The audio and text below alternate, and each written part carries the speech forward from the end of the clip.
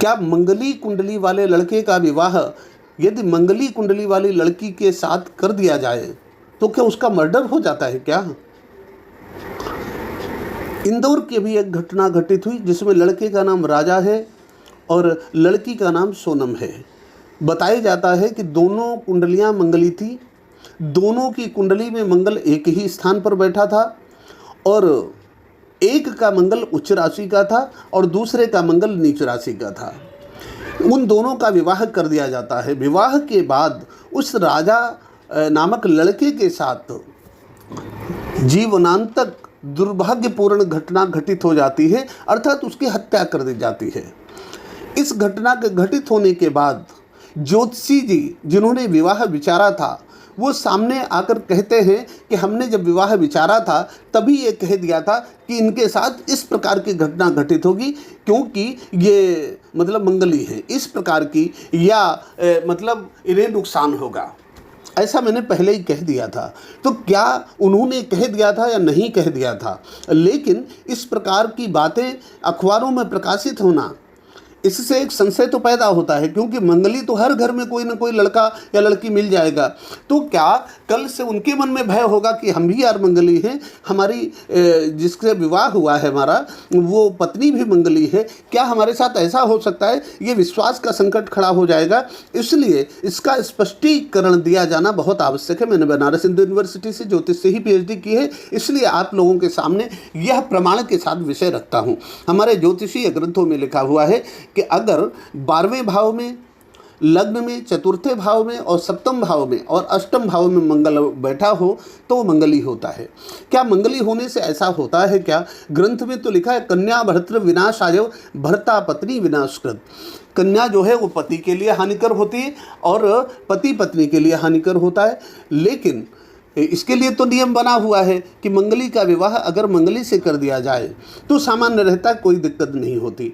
यहाँ इन कुंडलियों में दोनों मंगली है, इसलिए इसमें मंगली के कारण इनके जीवन के साथ कोई इस प्रकार की अप्रिय घटना घटित हो सकती है। ये ज्योतिष शास्त्र के आधार पर कहना संभव नहीं है। अगर ऐसा कोई कहता है तो झूठ बोलता है, वो शास्त्र के हिसाब से नहीं है। दूसरी बात, अगर एक का मंगल उच्च का हो और दूसरे का मंगल नीच का हो, ऐसे मंगली को देखा जाए तो शास्त्र में जो परिहार वचन हैं उनमें कहा गया है कि अगर मंगल स्वग्रही हो, मंगल उच्च का हो, इसलिए बलवान होने के कारण उसका उतना अधिक दोष नहीं लगता। इसी प्रकार से अगर मंगल नीच हो, शत्रु क्षेत्रीय हो, दुर्बल हो, तो ऐसा मंगल कमज़ोर होने के कारण भी उसका दोष उतना नहीं लगता। दूसरी बात कि हमारे ज्योतिष में जो कहा गया कन्या पत्नी के विनाश का कारक बनेगी और पति पत्नी के विनाश का कारक बनेगा, तो देखिए कन्या का मंगल पति को नुकसान तब पहुंचा सकता है जब पति मंगली ना हो। यहाँ तो पति भी मंगली है। इसी प्रकार से पति का मंगल तब लड़की को नुकसान पहुंचा सकता है जब वो मंगली ना हो। यहाँ दोनों मंगली हैं, इसलिए ये बात शास्त्रीय दृष्टि से किसी भी प्रकार से स्वीकार करने योग्य नहीं है। जो ज्योतिषी जी कह रहे हैं कि मंगली होने के कारण इस प्रकार की घटना घटित हुई, ये स्वीकार किया जाना संभव नहीं है। दूसरी बात ये है कि उन्होंने कहा कि प्रश्न कुंडली से हमने ये पता लगा लिया कि वो जो राजा है वो सुरक्षित नहीं है और हमें पता लग गया था। एक बात स्पष्ट बताऊं, ज्योतिष में कोई भी भविष्यवाणी 60 से 70% से अधिक सच नहीं हो सकती, इसलिए निश्चित तौर पर यह कहा जाना संभव नहीं होता है कि उसके साथ इस प्रकार की घटना घटित हो गई। और दूसरी बात जो ज्योतिषी जी कहते हैं कि मैंने प्रश्न कुंडली देखकर यह कहा कि इस हत्या में किसी महिला का हाथ था, ये बात भी कही जानी संभव नहीं है। ये प्रश्न कुंडली की सीमा के बाहर की बात है। प्रश्न कुंडली का सबसे बड़ा ग्रंथ ताज नीलकंठी और जो प्रश्न भूषण है, प्रश्न कौमुदी है, इस प्रकार के ग्रंथों में जो विवरण मिलता है उनके आधार पर यह कहा जाना संभव नहीं है कि इस मर्डर में किसी महिला का हाथ है, अथवा इस मर्डर में जो जिस महिला का हाथ है उसके साथ कोई और साथ दे रहा है। दूसरा, ये कहा जाना संभव नहीं है, जैसा कि मुझे पता लगा कि उन्होंने कहा सोनम सुरक्षित है, उसे किसी प्रकार की कोई दिक्कत नहीं, वो घर वापस आएगी। तो ये स्पष्ट तौर पर कहा जाना संभव नहीं है। ये प्रश्न कुंडली के केवल बस की बात नहीं है, इसके लिए जन्म कुंडली का देखा जाना भी आवश्यक है। यदि उस लड़की की आयु उतनी है तब तो ये कहा जा सकता, अन्यथा नहीं।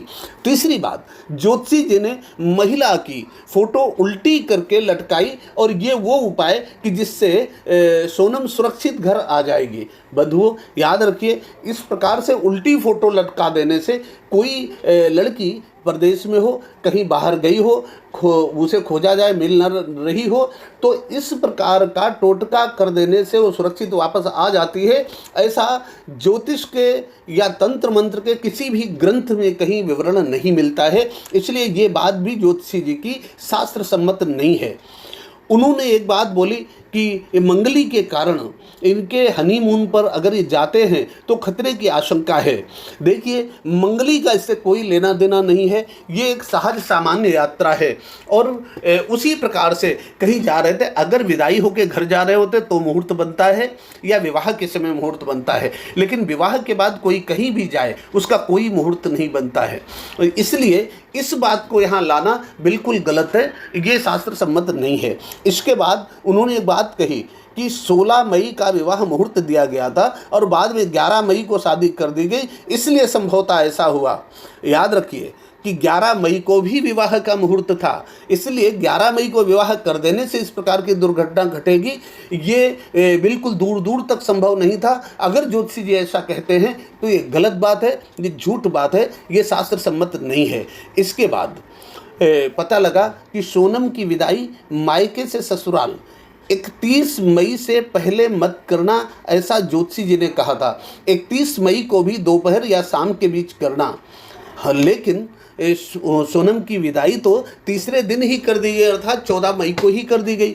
इस संभवतः ये कारण हुआ, नहीं माना गया, इसलिए इस प्रकार की दुर्घटना घटित हो गई। लेकिन बंधुओं याद रखिए कि इस प्रकार का कोई वृत्तांत शास्त्रीय नहीं है, ये पूरी तरह से कल्पना प्रसूत है, काल्पनिक है, झूठ बात है जो बोली गई, इसका ज्योतिष से कोई लेना देना बिल्कुल नहीं है। और ज्योतिषी जी यदि इतने ही समझदार थे और उन्हें शुरू से पता था कि इनके जीवन में इस प्रकार की कोई घटना घटित हो सकती है, तो बाद में यदि उन्होंने लड़की की सुरक्षा के लिए उल्टी तस्वीर लगवा करके उसे बचाने का प्रयत्न किया, तो जिस समय विवाह किया गया उस समय मंगली दोष शांति के लिए उन्होंने पिप्पल शांति या शालिग्राम विवाह शांति या कुंभ विवाह जैसे प्रयोग क्यों नहीं किए, और लड़के की सुरक्षा के लिए उन्होंने कोई प्रखर उपाय क्यों नहीं किया। जब उन्हें पता लगा कि ये तो पहले ही जा रहे हैं हनीमून पर, तो यदि इतने समझदार ज्योतिषी जी थे तो उन्हें इस पर कोई प्रयत्न अवश्य करना चाहिए था।